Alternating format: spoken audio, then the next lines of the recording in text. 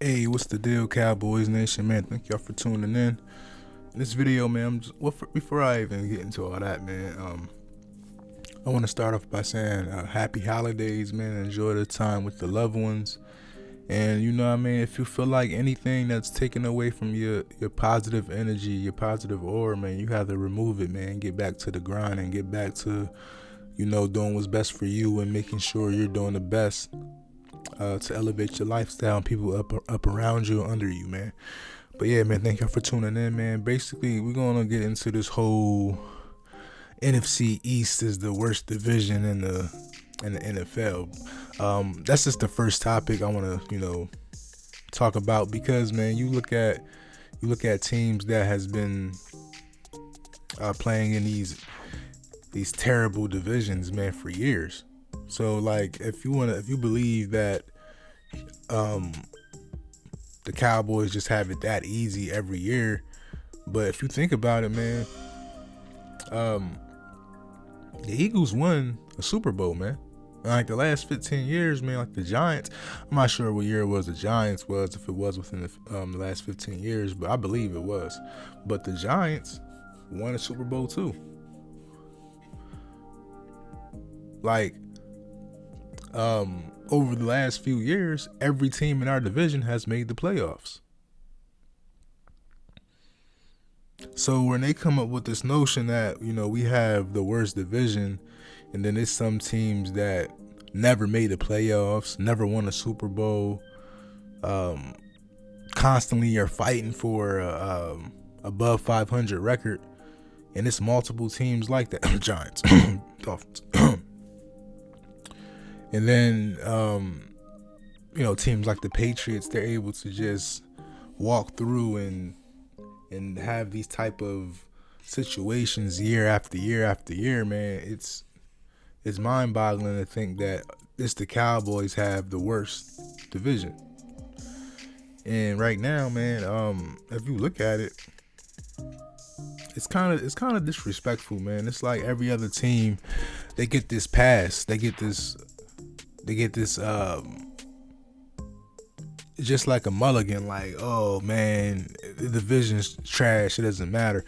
But you look at, there's a division with the Texans and the Jaguars in it, and between those two teams, they have a combined 5 wins. A combined 5 wins. Now, when you look at our division, our bottom 2 teams is Washington and the Giants, and they have a combined 10 wins. The Bears and the Lions are in the same division. They have a combined 6 wins. So, like, me personally, yo, that's like 2 divisions right there that are definitely worse than the NFC East. Like, based off records, you would have to say maybe the best division would be the AFC North. And this is based off of just quarterbacks. Like, I feel like the best quarterback in that division right now might be Joe Burrow. Like, history-wise, of course, it's Ben Roethlisberger, but with the up and down play of Lamar Jackson, and it's been basically like their defense is the reason why they're currently 8-6, and if they had decent quarterback play, they could have 11-12 wins. But then you look at teams like the Cowboys. Now, this makes me feel basically how everyone was saying that the Cowboys and Kellen Moore may be holding back when it comes to the plays. And then some people believe when Amari Cooper came out and said he would like to be involved more in third downs and all. Like, some people would say, oh, well, now I believe that he's not holding back, and then the Cowboys need to figure it out. So I'm going to play, it's 2 sides to the coin, man. First, with the Cowboys, quote unquote debacle offensively, you could definitely say it's just been a scheme, and the defense has finally figured out the Cowboys, and they're able to make things difficult by only blitzing 3, maybe 4, and putting everybody else in coverage and telling Dak, beat me. Figure it out. And then break that down to continuity between Dak and his receivers, between missing practice and some of them guys missing games, and just making it difficult for what should be an easy connection between a quarterback and his receivers.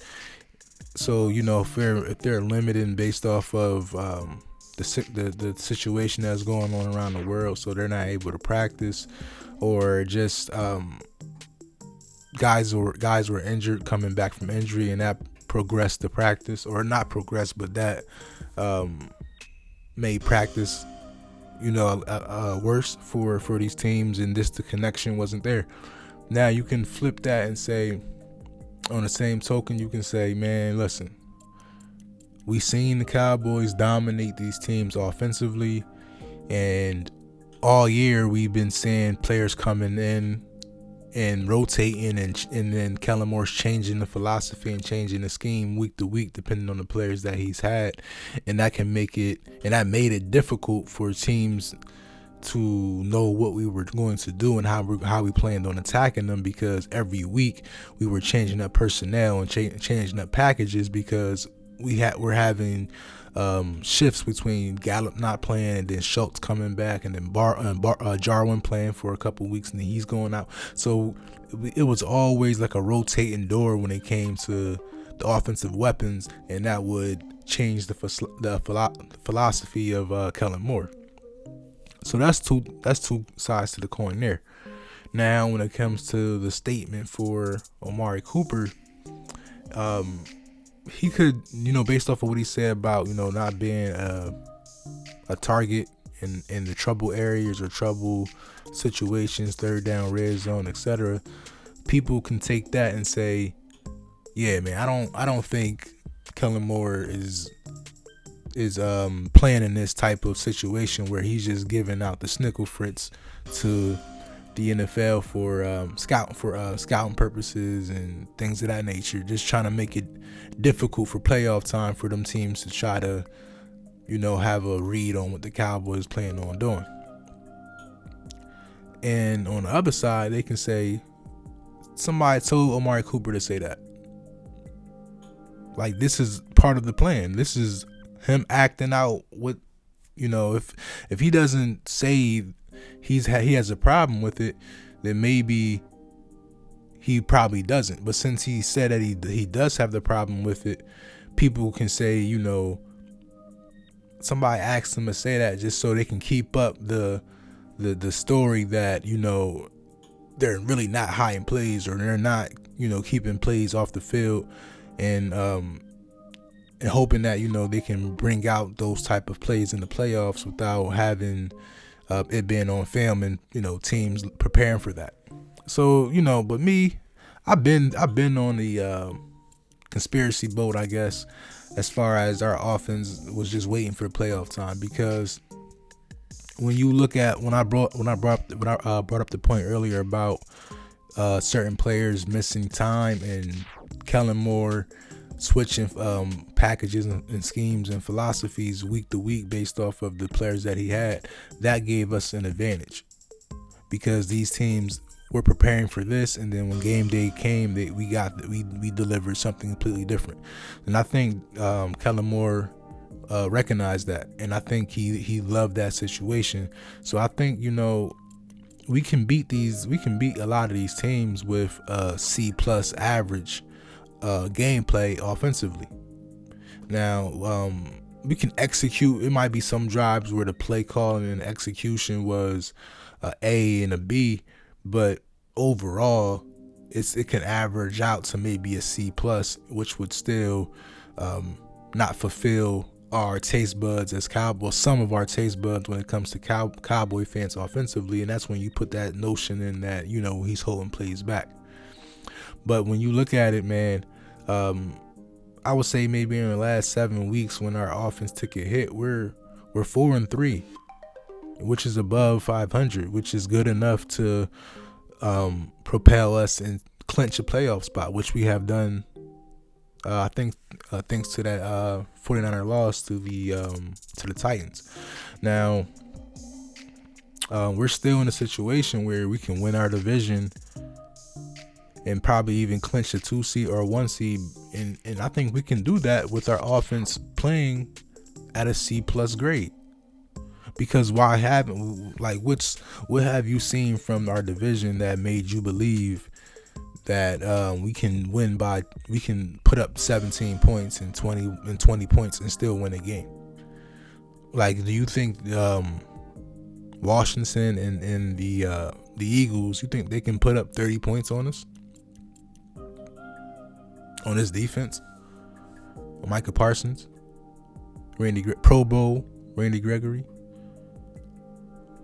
Trevon Diggs, DeMarcus Lawrence, Neville Gallimore, Osa, J-Ron Curse, Pro Bowl snub. You think they can put up 30 points on these guys? Nonetheless, they're going through their own situations under their own roof. But I just think, man, like, we don't have to put up 30 points anymore. Like, we don't, like, that's the thing, man. It's like when Cowboy fans go through, like, when you ask Cowboy fans in the beginning of the year what do they think the record would be, a lot of those guys gave us 4 or 5 losses, and then when we go and get the 4 or 5 losses, it's a headache to them guys. But you predicted that what you thought would be a 4 or 5 loss season, when it comes into fruition, you can't stand it. But this is what you predicted. But it's because they probably didn't think these losses were going to be like. What type of losses do you want? You want the losses when we put up 50 points and lose? You like the Romo losses better? Because the stats look better. So I'm thinking a lot of this stuff is based off of fantasy leagues. Fantasy leagues and FanDuel Sportsbook. Y'all betting on the Cowboys? Y'all betting on a certain player getting this many targets, this many yards, this many touchdowns. This is what I think it has to be, because when your money's involved, you become very emotional. And I think as a Cowboys fan base, a lot of us are emotional based on how the Cowboys win. Like, we're very emotional about the Cowboys winning. And it's something that makes you think about, like, why are some of our fans like this? And this is what, these are probably the fans that Stephen A. Smith is talking about. I never thought I'd say his name on my, one of my shows or anything like that, but I think that's what I think that's in correlation to what he means. But when you look at it, I think that's the only reason it could be. You guys are putting money into this fantasy leagues, and you're putting money on FanDuel Sportsbook, and then the Cowboys win, and you're upset about the offense. Put some money on your defense. How about that, man? You take some of the money that you believe belongs on the offensive ball, on the offense side of the ball, man. Throw that to the defense, man. See how much money you make off of the defense. That's just my opinion, man. Because right now, man, this defense is showing that, we got y'all back, offense. You can go out there and lay an egg, man. We got y'all. They got a bet with Tank and Dak about touchdowns versus turnovers, and the defense is winning right now. They got more turnovers than the offense got touchdowns, man. And I think that motivates Dak to put him in a better situation, but that also shows the confidence in his defense. Speaking of defense, man, Micah Parsons, man. The last time Micah Parsons played a type of game that he played last week against the Giants, which I would say would resemble the Patriots game. Man, that dude came to practice every day on time, early. Actually, he didn't come on time. He came early. And the next time he stepped out on that field, man, it was a whole nother Micah Parsons, and that's what was like the front runner to him going on that run where he was just tearing up the NFL. So, Washington, you better watch out, man. Because Micah's mad. When Micah's mad, he go to practice early and he stay late. And that shows up on the field, man. So I think, man, just it's going to be another defensive game, man. Because it doesn't really matter who they have out there at quarterback, it's going to be hard for them guys to stay in the pocket and make throws. You know what I mean? So right now, based off of the situation we have Washington, then we have the Cardinals, and then we have the Eagles. So we clinched our playoff spot. I think home field advantage is important. I think getting at least a home game is important, even though it's not really home field. It's not like we have like the best crowd in football. I love our fans. I like the energy we have, but it's some games where it's kind of hard. The atmosphere isn't like the 12th man. It's not like how the Oakland Raiders fans were in a black hole. You know what I mean? It's not that type of atmosphere. It's not like a cold Green Bay. Like, you know what I mean? So when you look at these situations, you know, we don't just get the home field, man. We have to really show up and show out and make it hard for these teams coming in. Don't make it comfortable. And that's what Jerry Jones did mistakenly. Like when he made this pillowcase, this pillow with a comfortable pillowcase called our AT&T Stadium, like that same team gets that same comfortability as well. You know what I mean? So it's all pretty for us, but they get that same luxury for an hour of our game as well, man. So I think, you know, that in order for us to feel like we have an advantage, man, it's going to come down to the fans.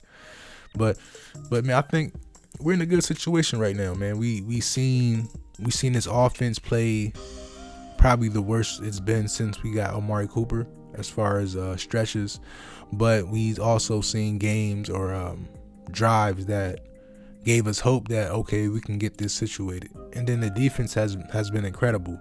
I feel like everyone has excelled their career except LVE. Like LVE, it wasn't like he was ever since his rookie year, he's never really got back to that point. But I think that game against the Giants, or maybe it was the game before that, I think against Washington, he played lights out. And you know, that's basically based on the D tackles coming back in and doing their job. But LVE looked clean. I said something on Twitter. I'm like, yo, is this Sean Lee in LVE's uniform, man? Because he looked real good, man. You know what I mean? And I think that this is something that you need to see from him, because when you see everybody else elevating their career and elevating their style of play, and then you see LVE just borderline, you know, what we still don't know what LVE is as far as boom or bust. Like I don't think he's a bust, because he's put it on film that he can do certain things. But when you look at the scheme that we play and what he's asking and what he's been asked to do, I think that's where the bust syndrome kind of comes in, because he's not the guy that's able to make these plays week in and week out. But if everything is going well and, you know, the tackles are doing their job, he can stop the play and he can rush to the ball carrier and bring him down. And we seen that in the Washington game, man. So we just need to focus and get everybody back in situations where they feel comfortable, and we can go on this run, man. Because it's not how you play in the middle of the season. It's how you play towards the end of the season, going into the playoffs. Thank y'all for tuning in. Y'all have a good one.